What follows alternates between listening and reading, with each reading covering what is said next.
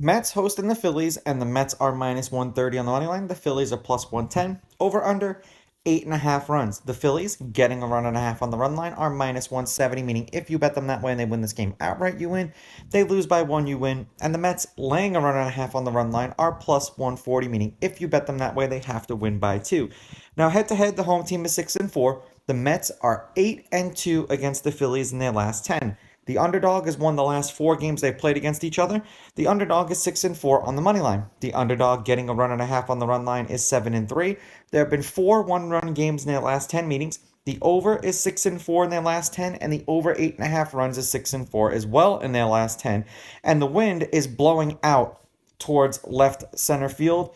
So if the ball happens to catch that area, it's over 10 miles an hour right now. So it may do some significant damage if the ball just happens to catch that spot right there. Now, Suarez pitched twice against the Mets last year. The Phillies won both of the games that he appeared in.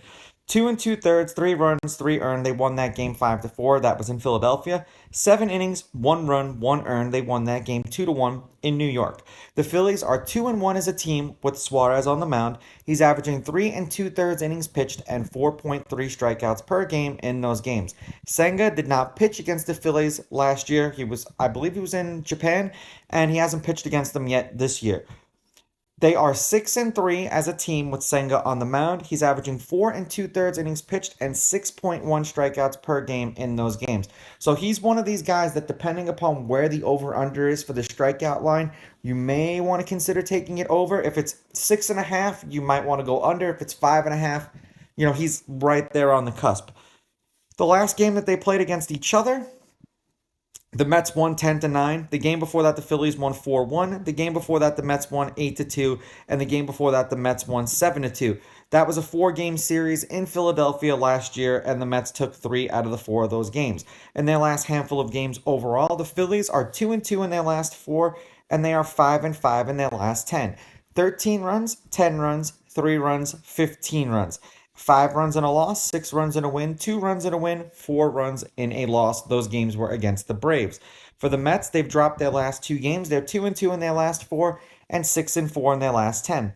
11 runs, 7 runs, 17 runs, and 21 runs. 10 runs in a win, 5 runs in a win. And then both Scherzer and Verlander got lit up in consecutive games. It happens. 7 runs in a loss, and then 10 runs in a loss. I am going to take.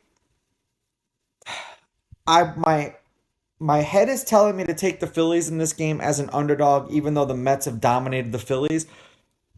I just don't know if I can. The 2 games that Suarez pitched against them were 1-run games, so I'm going to take the Mets with the money line. I'm going to take the Phillies getting the runs, and I'm going to go over. I know I'm hedging my bets, but we'll see if the pattern continues. These are just my picks. If you disagree, please go with your gut, and please bet responsibly.